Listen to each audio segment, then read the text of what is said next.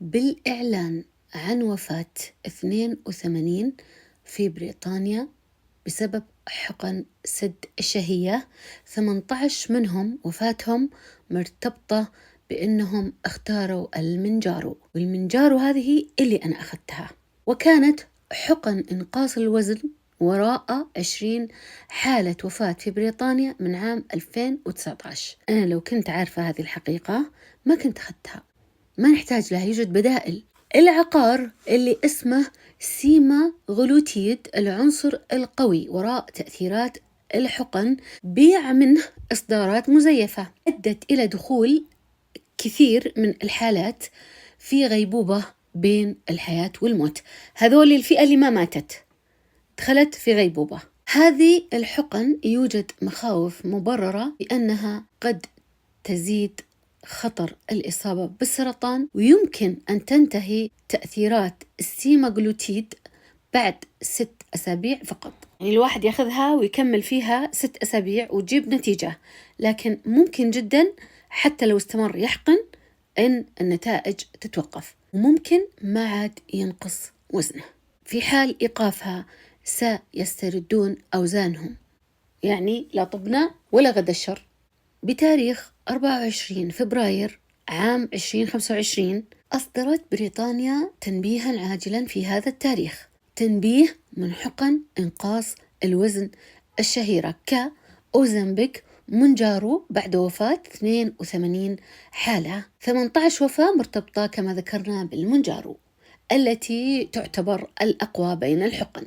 طبعا اللي موافق على استخدام هذه الحقن في خدمة الصحة الوطنية في بريطانيا هم خبراء، واللي ناقل الخبر وكالات مهتمة في الصحة، لكن هذا ما يمنع أن الإنسان اشترى ما سينتهي به للإصابة بأمراض خطيرة أو وفاة أو غيبوبة. توفي 29 شخص ممن تناولوا أدوية أوزمبيك وغيرها، مكتوبة قدامكم الأسامي، و35 اللي ماخذين اللي تسمى الساكندا وفيكتوزا.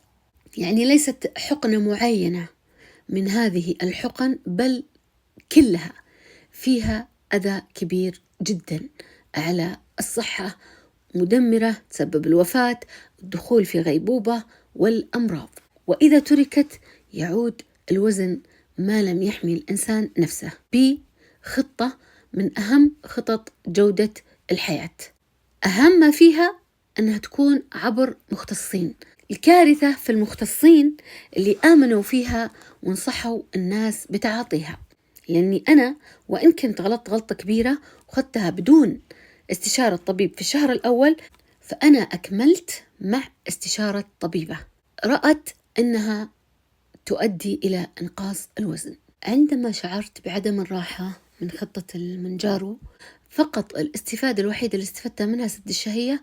أنا أصلاً ما عندي شراهة ولا عندي بحث دائم عن الأكل، أنا مشاكلي من نوع ثاني أذكرها في مقطع أكثر تفصيل، لكن ذكرت كيف تعمل حقن التنحيف.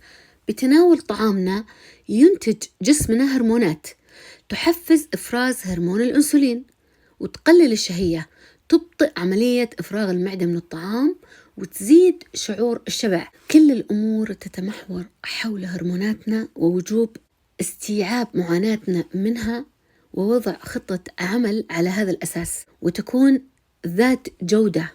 ويساهم معنا في هذه الخطة المتخصصين. إذا فهمت أن إبر التنحيف دورها فقط تحفيز إطلاق هذه الهرمونات لتقليل الشهية وكمية الطعام اللي ناكلها عشان تتسرع عملية خسارة الوزن، بتفهم أنك بمجرد ما ترتقي بجودة الحياة وتاخذ نظام غذائي جيد ينجح بنسبة 60 ولا 80%، يكون عندك حركة أو مشي أو رياضة من النوع المحبب. أي نوع رياضة محبب. الحل في الارتقاء بجودة الحياة. نحن البشر لا نملك عمرا طويلا مؤكدا للتلاعب فيه. ليس الأمر سهل وسط المغريات، كما أن التحكم في الذات لو بنسبة 60% 80% يعتبر نجاح كبير. لا تستهينون بقوتكم وقدرتكم وإمكاناتكم. دفع الأثمان لشراء الحقن أو اختيار طرق مشبوهة غير موثوقة متاح وخيار، لكن يقابله إمكانية اعتماد العزيمة وقوة الإرادة وخطة جودة حياة مناسبة. أنا سعيدة باستبدالي السكر الأبيض والدقيق، وتغير كثير أشياء في حياتي بعد التوقف عن التعاطي معهم كأسلوب حياة، ومستمرة في تحدي نفسي. للحديث بقية، حبيت أحذر وأكد وأذكر كلامي من تجربة، وحتى شقيقاتي واللي جربوا هذه الحقن كانت أكبر فائدة. مثلا بنت أختي نزلت 7 كيلو بس، والآن رجعت للرياضة وتركتها ومكملة في حياتها تكافح. اللي فاهم أنه بياخذ هذه الحقن وأنها تقدم حل جذري للسمنة غلطان. حل جذري لمكافحة السمنة أو زيادة الوزن مهما كانت بسيطة مرتبط بأسلوب الحياة وجودة الحياة.